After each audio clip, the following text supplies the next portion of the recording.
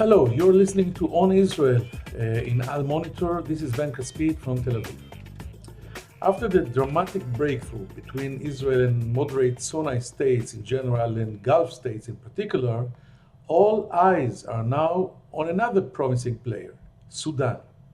After weeks of conflicting reports on the matter, Sudan's deputy head of state admitted a few days ago in an interview on a Sudanese television station that his country would probably establish ties of some sort with Israel.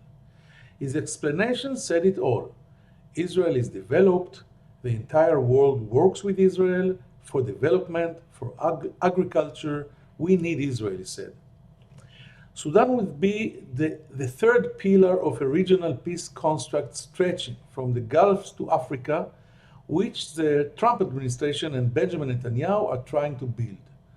Will the government in Khartoum continue the momentum created by the signing of the so-called Peace of Abraham with the Emirates and Bahrain? All signs point in that direction. To what extent the president's illness will impact the sudden peace offensive he launched in the late summer? We will find out in the coming weeks. Our guest today is the leading Israeli journalist covering Israel's secret and not so secret diplomatic contacts. His sources are solid and well placed in Washington, Jerusalem, and elsewhere. Last year, in a series of reports for Channel 13 News, he exposed some of the complex network of ties and interests that bind Israel and the Gulf states. His byline appeared for years on major Haaretz scoops. He then turned to television and is now the diplomatic correspondent of the popular Walla news site, as well as reporting for Axios. Barak Ravid is by far the top diplomatic correspondent in the Middle East today. We will talk with him about Israel and the Gulf, about the strategic alliance between the Trump White House and the Prime Minister's Jerusalem residence, and about other states that might join the emerging Sinai Regional Alliance. We will also discuss Israeli sales of advanced weapons to Azerbaijan, which led Armenia to recall its ambassador from Tel Aviv for urgent consultations. And we will touch, of course, on our domestic political, economic, and health crisis, as well as the question of how the Israeli leadership sees Trump's illness and the chances of an unprecedented constitutional crisis in the United States a month before the election. A brief commercial break, and we will return with the journalist, analyst, and columnist Barak Ravid. If you're listening to this podcast, you obviously care about the Middle East, and if you do, you should probably be reading Al Monitor. Al Monitor is a global newsroom headquartered in Washington, D.C., with a network of over 160 contributors around the world. Al Monitor offers first-class reporting and analysis from a range of perspectives and an approach that represents the highest journalistic standards, as well as an award-winning commitment to press freedom and independence. If you haven't done so already, visit us at almonitor.com, check out our articles, and sign up for our free newsletters. There's a lot to choose from, including the Week in Review, an essay that offers unusual insights and forecasts into the region based upon Al Monitor's outstanding reporting. And if you haven't done so, please subscribe to our Al Monitor podcast on your favorite podcast platform, On Israel with Ben Caspit, and On the Middle East with me, Andrew Parasolidi.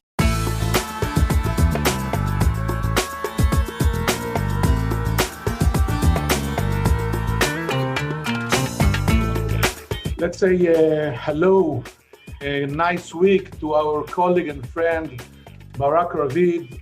How are you, Barak? And thank you for joining me here in On Israel podcast in Al Monitor. Shalom. Hi, Ben. Shalom. Great to be with you. Thank you for having me. We're going to speak a lot about what is going on in the Middle East, strategic relationship, the new treaty between Israel and the Sinai states, but I cannot ignore whatever happened in Israel's streets, towns, villages, intersections, etc. yesterday, when tens of thousands of Israelis stormed the streets ignoring the lockdown, the government regulations, protesting against Benjamin Netanyahu. We saw a lot of violence against police, from the police, a lot of clashes between Netanyahu supporters and demonstrations. And there is a feeling among many of us that Israel was not closer any time in history to a civil war than now. Do you think that I'm exaggerating, or do you share this feeling? Well, I don't know if I totally share the feeling that we're on the brink of a civil war, but I definitely agree with you that the domestic political situation in Israel is tragic, because we are in a situation where the corona virus crisis exposed all the rifts within the Israeli society, and in a situation where any country in the world, but especially a country like Israel that is divided to different tribes and sects and religions and social groups. In a country like Israel, you need leadership that would try to glue all those different parts of society together with some sort of sense of solidarity or a sense of joint purpose in the time of a pandemic. And what we see in recent weeks is totally the opposite, that the government is fractured internally, and that Prime Minister Netanyahu basically spends most of his time to try and expand those rifts instead of trying to close them down.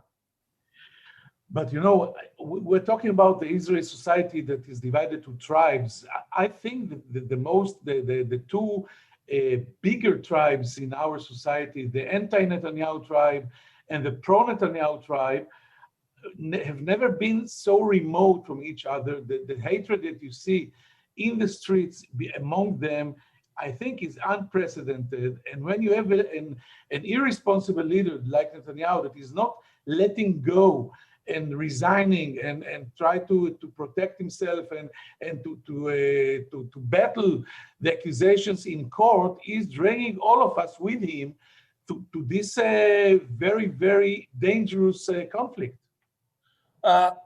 That's true, but I want to try and give some sense of optimism.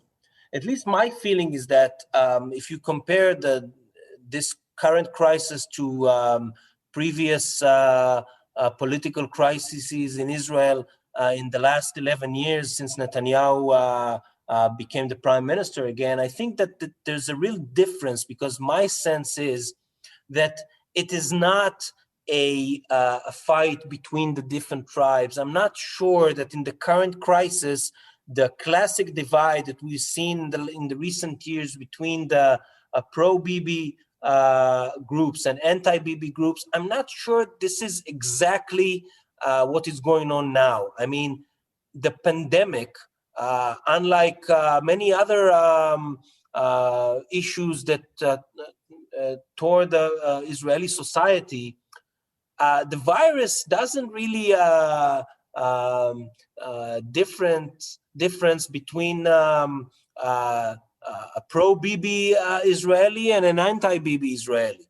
And economic crisis that hit the country actually hurts more, in my opinion, the Netanyahu supporters. So I think that any political fight in Israel right now, I'm not sure that it will be divided, or it will be looked at, or should be looked at, through the classic pro-Bibi and anti-Bibi camps. And I think that Netanyahu knows it. This is why he's trying to crack down on the demonstrations.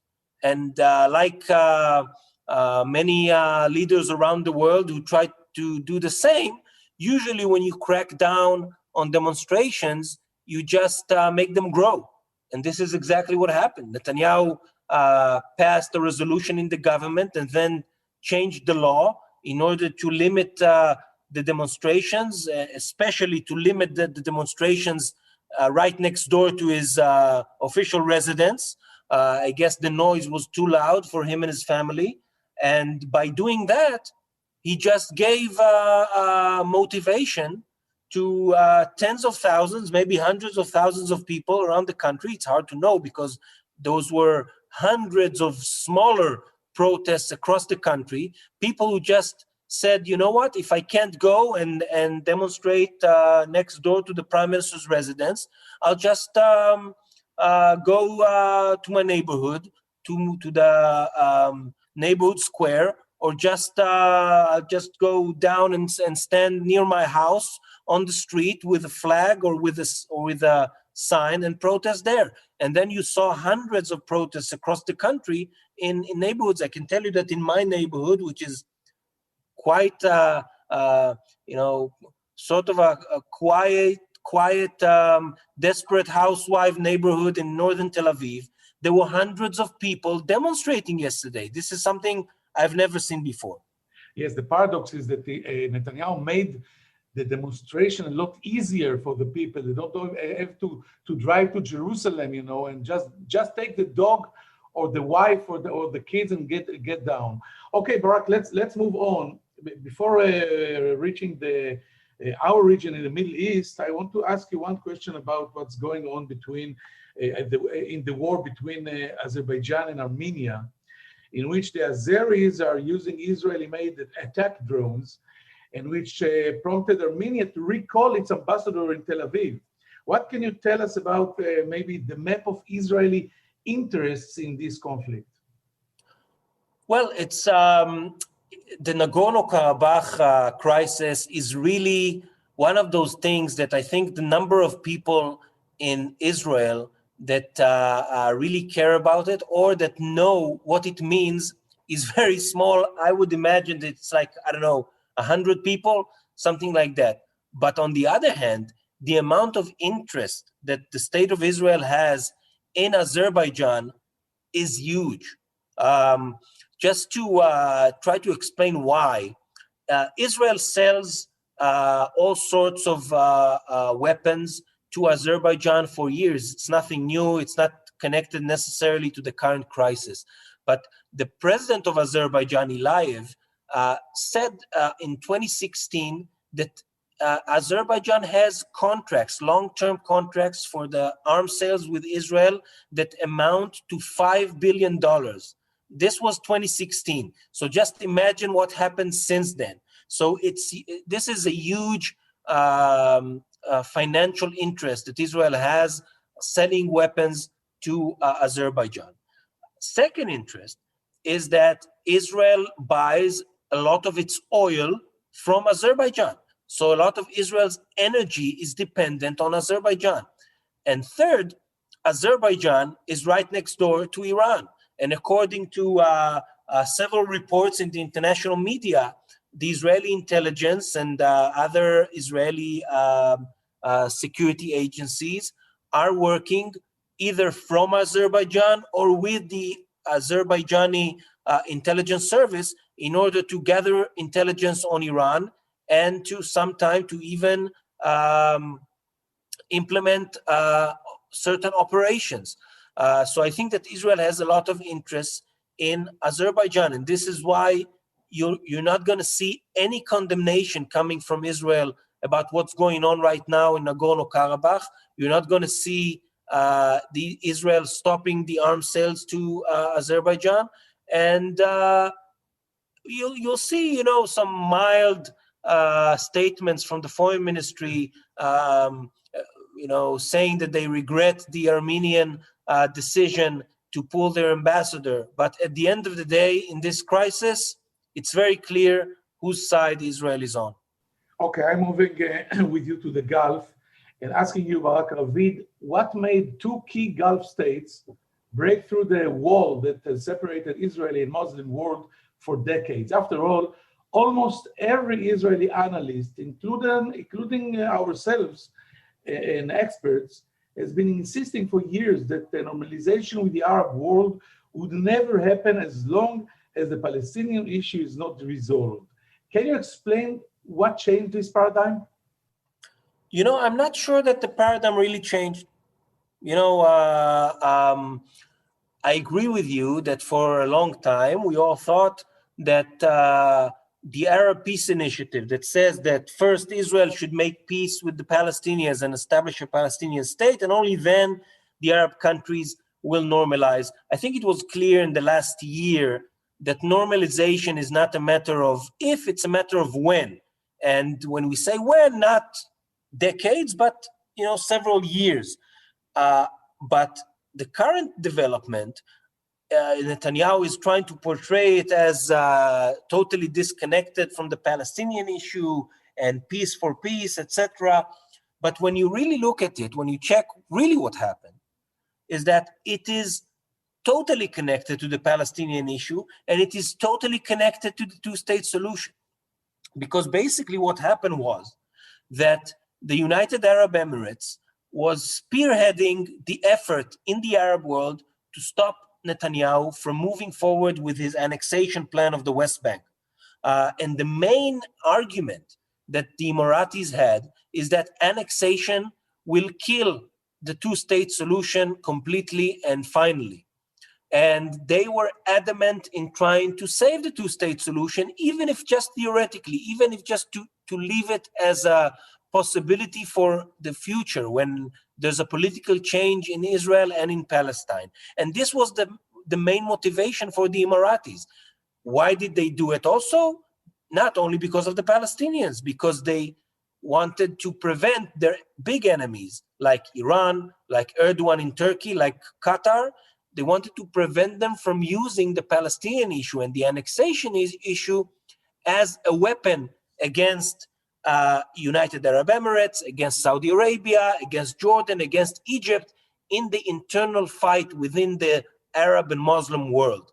So at the end of the day, when the Emiratis came and said, you know what, and it was in this, it started with this op-ed that the Emirati ambassador to Washington, Yusuf El-Otaiba, published in the Israeli newspaper Yediot Achronot in Hebrew, and he wrote very clearly, you want normalization?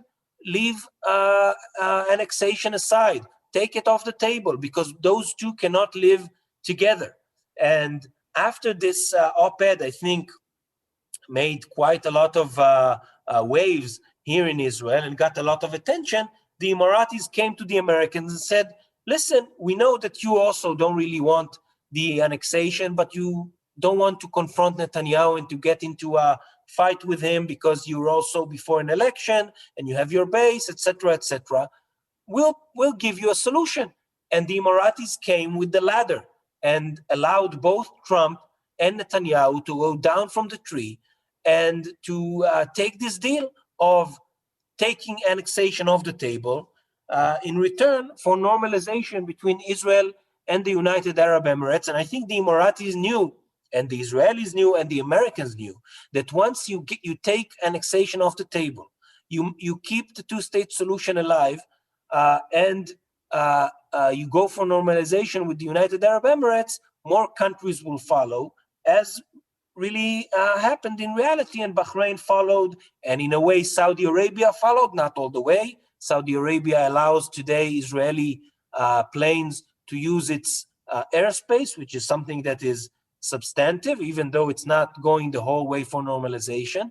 So I think that when you really look at the root causes of what the Emiratis did, it is totally connected to the Palestinian issue and to the two-state solution. So it is not like what Netanyahu is trying to tell us, peace for peace. It is peace for killing the annexation and maybe confirming the two-state solution is the only solution for the conflict. And you just mentioned Saudi Arabia. What is really the Saudi Arabia game right now? They're keeping, they're not going the whole way, but they sent Bahrain. Actually, they confirmed Bahrain to do it. When do you see Saudi Arabia having maybe an embassy in Tel Aviv? I think, again, it's a matter of time. It's not if, it's when. And I think that for the Saudis, Bahrain was the canary in the mine. They're sending the Bahrainis forward to see what kind of reaction is going to be. And I think that unlike the United Arab Emirates, that is, a very different country from Bahrain. It's a country with a Sunni minority that is governing a country with a Shia majority. I think it's much more complicated, and you see that in Bahrain there's much more criticism about this move than in the United Arab Emirates. So I think that the Saudis allowed Bahrain to go forward to see what the reactions are going to be. It's still just the beginning. I think in a few months, after the US elections, obviously, we will see what the Saudis are going to do. This is also connected to an internal rift within the Saudi system between King Salman, who's very conservative when it comes to the Palestinian issue. He's maybe the most pro-Palestinian Arab leader around. And as long as he's there, I do not see Saudi Arabia doing anything without a major development on the Israeli-Palestinian peace process. But the King Salman, I hope, I hope he'll live until 120 at least. But, he's not getting any younger. He's 84 years old, and he's has several illnesses. And I think that after he's gone, if the Crown Prince Mohammed bin Salman becomes king, then it's a whole new ball game.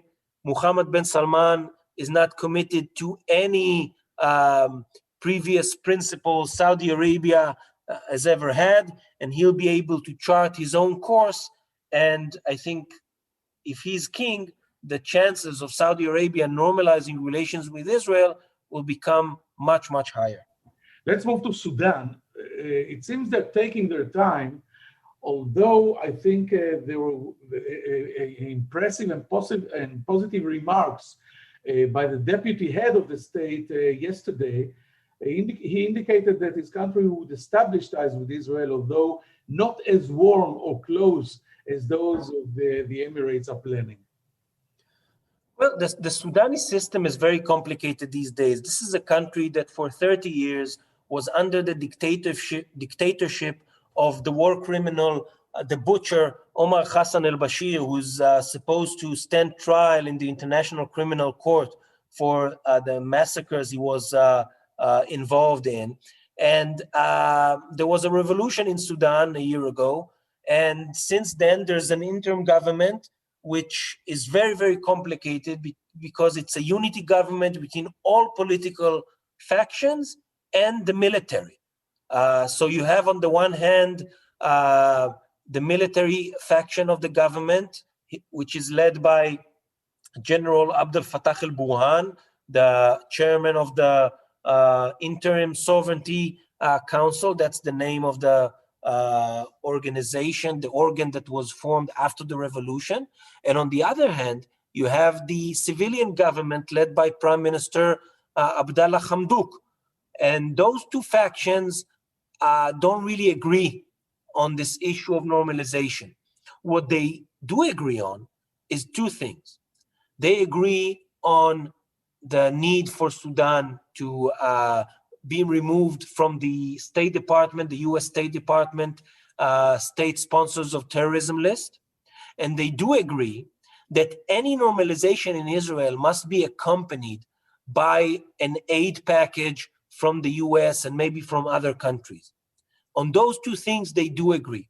And until now, the US did not agree to give Sudan the aid package Sudan wanted. Sudan wanted a very big aid package of $3 billion in cash or in merchandise, in commercial goods, in wheat, in oil, in other goods, and the delisting, the removal from the State Department, state sponsors of terrorism list. The problem is that the Sudan issue, unlike Bahrain, unlike the UAE, it's not enough for Sudan to want to normalize with Israel. This issue is connected to domestic politics in America, to the elections, to the Democrats, to the fights between Democrats and Republicans in Congress. to victims of terrorism, American citizens, victims of terrorism who asked compensation from Sudan. So this is a very, very complicated issue that I was more optimistic several weeks ago about the chances of doing this before the elections. Now, I'm very careful in my assessment. I think it's getting unlikely that this thing will happen, especially with what's going on with President Trump right now. So I think that this issue will have to wait until after the election. And after the election, it's a whole new ballgame. If Trump is the president, he has no rush to move anything with Sudan. He doesn't need to show any achievements anymore before an election like he wants to do now. And if it's the Democrats, it's a totally new ball game because the policies will shift dramatically. So we reached the two last questions, and they're more delicate than the previous ones. You just mentioned President Trump. I want to ask you, to what extent can President Trump's health and possible election loss affect this whole historic peace process? You just started speaking about it, but will it continue if the president's name is Joe Biden? That's a good question. I think that the people around Biden, the people that will be in senior positions in the White House and in the State Department and in the Department of Defense, I think all of those people are totally disillusioned from the Israeli-Palestinian peace process. And I find it very hard to believe that the Biden administration will try to renew a push for a final status agreement between Israel and the Palestinians. What I think we will see if Biden is the president is two things. A, we will see a rolling back of many of Trump's policies. For example, I think a Biden administration will renew the aid to the Palestinian Authority and to UNRWA, the UN Palestinian Refugee Agency. I think a Biden administration will not close down the embassy in Jerusalem and take it back to Tel Aviv. It will stay in West Jerusalem. But a Biden administration will make it clear that the US embassy is in West Jerusalem, not in Jerusalem. And second, it will ask Israel a permission to reopen the US consulate in Jerusalem that served for years as the diplomatic mission to the Palestinian Authority. And I think this will be one of the main points of tension between a Biden administration and Netanyahu government, because Israel needs to approve an opening of such a consulate. And I'm not sure that Netanyahu would allow it. And this can cause a very, very serious diplomatic confrontation between Israel and the US on a relatively small issue. The second thing is, and I think that the Biden administration will focus on Gaza, on the humanitarian situation in Gaza, on a permanent ceasefire in Gaza, long-term ceasefire in Gaza. And I'm not sure that the US policy that for years refused to talk to Hamas, I'm not sure that this policy will continue under a Biden administration. Last question, Barak Ravid. You flew with the Prime Minister and his party to Washington last month for the signing with the Emirates and Bahrain. The whole event was not without its scandals, such as the American side's refusal to wear masks at the signing ceremony, and also the famous, or should I say infamous, Laundrygate affair, which the Washington Post reported. We Israelis are familiar with these laundry stories, but how surprised was the foreign media? I think people were very surprised. You know, us journalists, sometimes we don't write stories because we say, oh, everybody knows it already, right? Because we think that the fact that we deal with the nitty-gritty issues all day means that everybody else are doing the same. And I think that what John Hudson, our colleague from the Washington Post, did is that he took a story that I think was known to the people who are very interested, but not known to the general public, and published it again. And I think he did a really good job on highlighting this issue. On the last trip to Washington, by the way, I don't think, as far as I know, we didn't see the caravan of suitcases filled with dirty laundry going from Jerusalem to Washington. This time, they just didn't have enough time on the ground to do it. I think this was the issue. Not there was no motivation. I think that there was not enough time, so they calculated it and didn't take the laundry. But I think it happened many times before. People who worked with Netanyahu say that Sarah, his wife, really likes the smell of the dry cleaning in the Blair House in Washington and in hotels around the world. And I think that what's interesting in this Washington Post story about the laundry gate is not the details themselves, but the timing. Meaning, who would have right now any motivation to raise this issue? And when I thought about it, the only people who know what's going on in the Blair House, other than the staff who works there, is the protocol department in the State Department, who is in charge of the Blair House. And I wouldn't rule out that this story in the Washington Post about Netanyahu's laundry is not some sort of a payback to other things that took place during this trip, possibly the arguments between both sides on the signing ceremony, the issue of the face masks, and other things that both sides argued about, and maybe other things that we don't know that happened in the Blair House while Netanyahu was there. And maybe this story in the Washington Post was a payback by the U.S. State Department protocol on things that maybe happened during this trip. I cannot ignore, Barak Ravid, President Trump's situation and the COVID-19 that he was infected with. What do you hear from Jerusalem about it?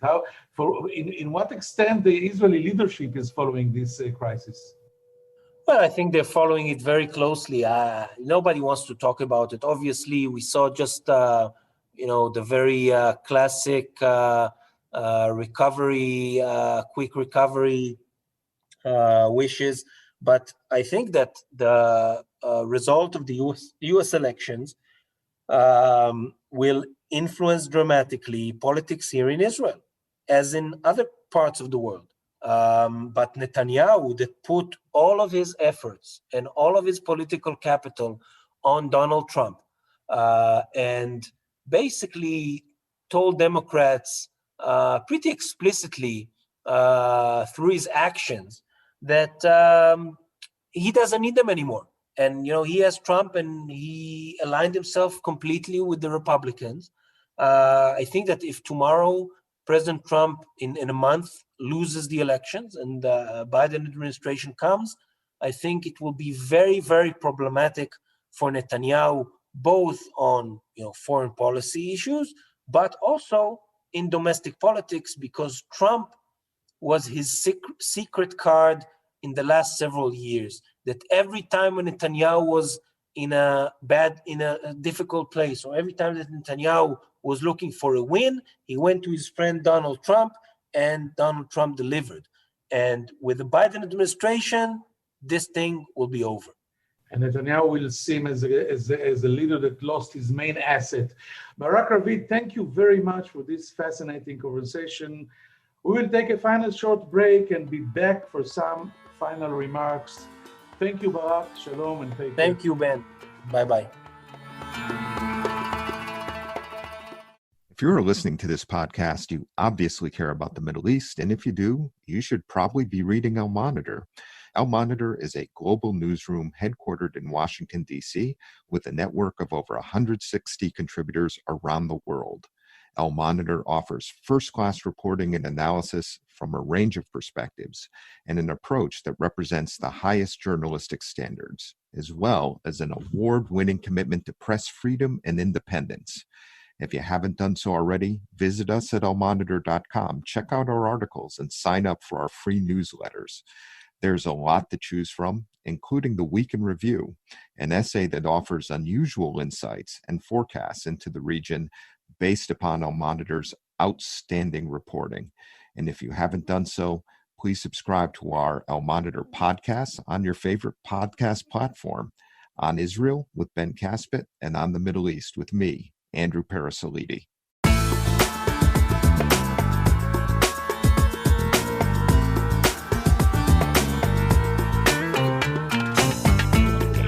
Thank you for staying with us.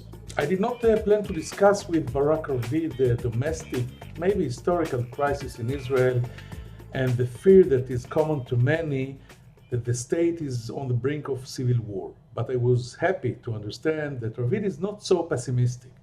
He defines the situation, the demonstrations and the rage and violence in the streets as tragic, mainly because the leadership of Prime Minister Netanyahu is not able to glue the parts, tribes and sects of the Israeli society together, but vice versa.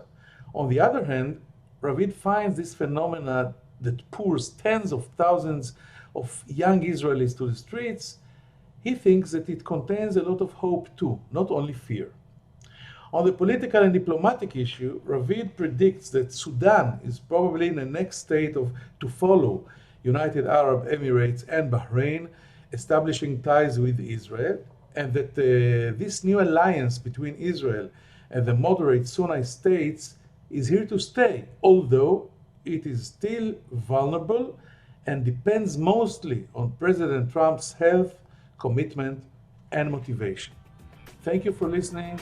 Hope to see you back here soon next Monday in On Israel in Al Monitor. Take care.